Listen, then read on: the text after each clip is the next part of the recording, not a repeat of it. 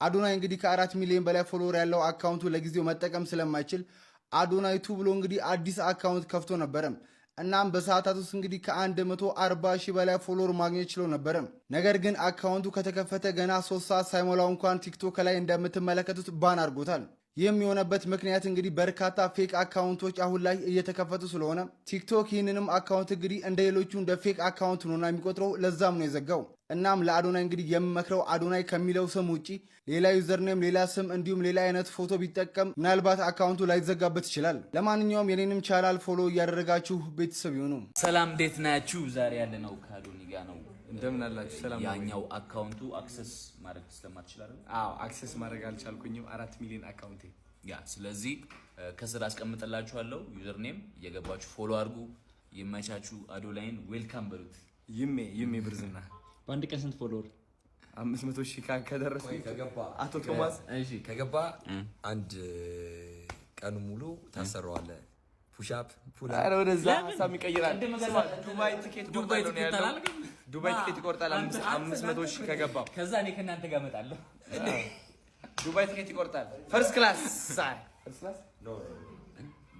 ታምኛለሽ ማለት ነው እንደምገባ።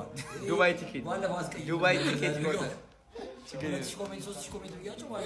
ጋይስ ዛሬ እንግዲህ ማለት ነው የሚገርም ኢቨንት ተዘጋጅቷል። ምሳ ነው የተዘጋጀው። ሌት ሆኛለሁ ግን የሆኑ ስራዎች ነበሩን። ጆሲና ነው ፎቶ ነበረው አብረው ማለት ነው እየዞርን ነው ያልነው። ይቅርታ ጠይቀን ወደ ኢቨንቱ እንገባለን ማለት ነው። ያቀባበል ነገር እያደረጉልን ነው። ያቀባበል ዝግጅት ነው የሚባለው። እንኳን ተፈታል። ዌልካም እንደዚህ አይነት ነገር ነው እና ያለን ምን አይነት ምግቦች እንዳሉ እርቦኛል። ከጧት ጀምሮ ምግብ አለ ነው። እኔም አልበላሁም እርቦኛል። አበላለሁ ብለን ያመጣል እንዴ? በደንብ እንበላለን። ጽድት ያለ ምግብ ተዘጋጅ። አንተ ምር በኋላ አንተ ተወራረስ ችግር የለም። አዎ ታዲያስ እናሳ። ሰላም ጋይስ እንደምን አላችሁ? ደህና ናችሁ ወይ? የኔ አካውንት እንግዲህ ዲሊት ሆኖብኛል፣ ባንድ ሆኖብኛል። አዲሱ አካውንቴ ማለት ነው። በራሴ አካውንት ደግሞ ፖስት ማለት አልቻልኩም።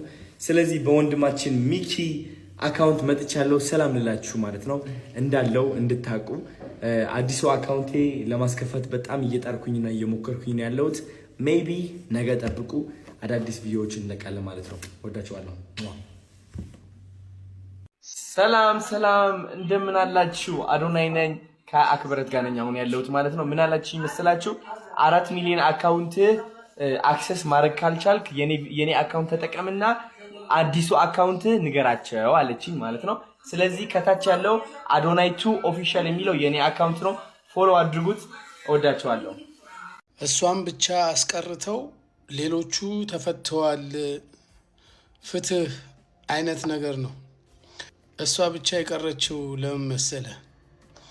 ይህንን ፎቶ ፖስት ያደረከው ሰውዬ 3 ሚሊዮን ብር የፈጀ ልብስ 450 ሺህ ብር ሴል ታክስ ተከፍሎበታል ወይ የሚባለው ነገር መጣራት አለበት። ለዛ ሊሆን ይችላል፣ ላይሆንም ይችላል። ማን ላይ ነው እንደዛ ያሽቋለጠችው? ማን ላይ ነው እንደዛ ያንጓጠጠችው?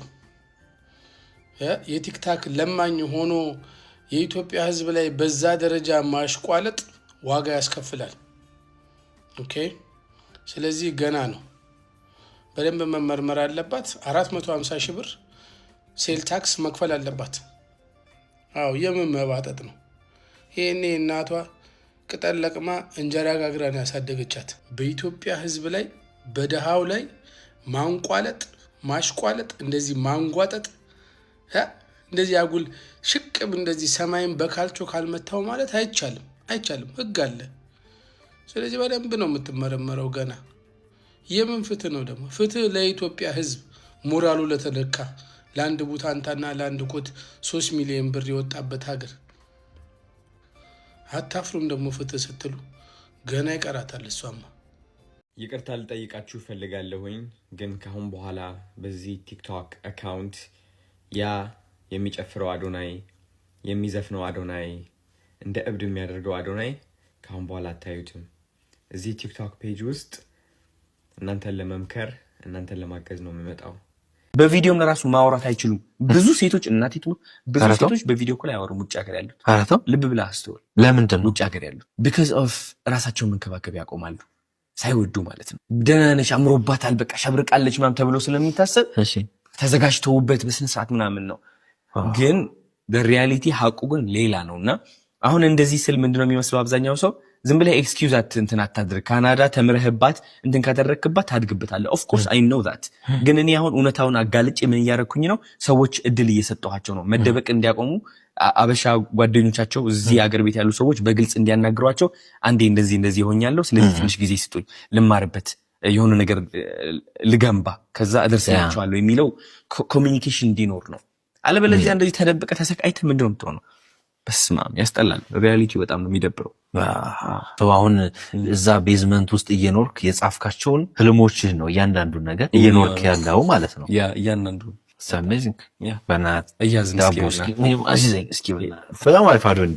ምናልባት ስላንተ ሰምተናል፣ በተለያዩ ሚዲያዎች አይተናል። አሁን ላይ ምን ይሰማል? አዶናይ ላይ በጣም ኢትዮጵያ ውስጥ አሁን ላይ በጣም ከሚታዩ ከሚወራላቸው ተጽዕኖ ፈጣሪዎች አንዱ ሆናል። ምን ይሰማል? ኩራት ይሰማኛል። ኩራት ስልህ ያመንኩት እውነት ስለሆነ እንጂ ድምትንም አለው ቀደምም አለው። ዋው ሪሊ ግን ምንድነው መሰለህ ይህ ከመሆኑ በፊት የኖርኩት ህይወት ነው። አሁን እናንተ እያያችሁት ነው ከኔ ጋር፣ ግን እናንተ ከማየታችሁ በፊት የኖርኩት ነገር ነው ውስጤ ላይ ነበረ። አሁን እየተንጸባረቀ ነው። እቺ ዓለም አሁን መስታወቴ እየሆነች አንተ ካልሳቅ መስታወቱ መሳቅ አይችልም። ከመስታወት ፊት ለፊት ከቆምክ አንተ እያለቀስክ መስታወቱ መሳቅ አይችልም። ኦፍ ኮርስ አንተ የሰጠሁን ነው መልሶ የሚሰጥህ። ሶ አሁን እየኖርኩት ያለሁት ህይወት እየሰጠሁት የነበረው ነገር ነው። እየሳቅኩኝ ነበረ እስካሁን። መስታወቱም ቀስ በቀስ እየሳቀ መጣ። አሁን በደንብ ፈገግ እያለ ነው። ከዚህ በላይ የሚስቃል በደንብ። ካናዳ ሆነ አጠቃላይ ምን ያህል ጊዜ ነው የቆየው? ካናዳ 7 ዓመት። 7 ዓመት በጣም ጥሩ።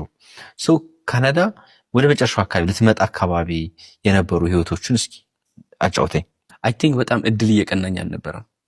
ወደዚህ ልመጣ አካባቢ ስፔሻሊ ሳቀው ማለት ነው። በጣም በቃ ገንዘብ ጎደለብኝ። በጣም በብዙ ችግር አለፍኩኝ። እድል አልመቻችልህ አለኝ። በቃ ነገሮች ተበላሹብኝ በጣም ታውቃለህ። ምን ልበልህ ሁሉም ነገር ተገለለ ተበላሽ በቃ በጣም እና ትልቅ ስቃይ ነበርኩኝ። ትልቅ ስቃይ ውስጥ፣ ትልቅ ጭንቀት ውስጥ በጣም ክፋት የሚባል የለበትም። ወፍ ክፋት የሚባል የለበትም። ልጁ አሽቃባጭ ነኝ እኔ ወንድም ችግር የለም በለኝ። አንተ እኔ አወራለሁ። በእውነት በጣም ሀምብል ሰው ነው የመጨረሻ ማለት ነው። እና ያስደነግጣችኋል ሀምብልነቱ። ራሳችሁ እንድታዩት ነው የሚያደርጋችሁ። እንዴ ራሳችሁ እንድታዩት ነው የሚያደርጋችሁ።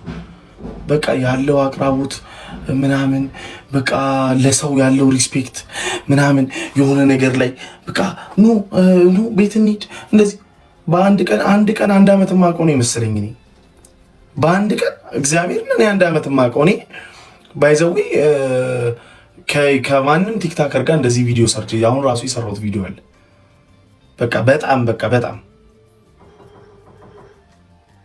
በጣም ሀምብል ሰው ነው።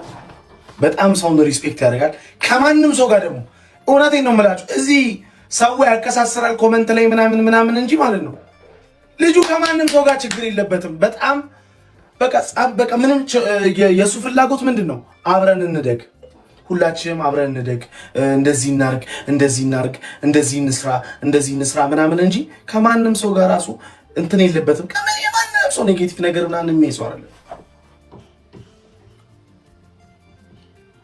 የምሬን ነው። እኔ በጣም ስላስገረመኝ ነው ዛሬ ቀኑን ሙሉ በጣም ስላስገረመኝ ነው። እኔ አብሬው ነው ያልኩት ዛሬ ቀኑን ሙሉ ስናወራ ምን ስንልና እንዴ ነገርኩት ለራሱ ይሄ በጣም አንተ እንደው አደራህን ልብህ እንዳይቀየር አልኩት። ልብህ እንዳይቀየር። እኔ እውነቱን ነው የምነግራችሁ። ማንም ሰው አሽቃባጭ ይበለኝ፣ እኔ ግን ስለማንም ሰው እውነቱን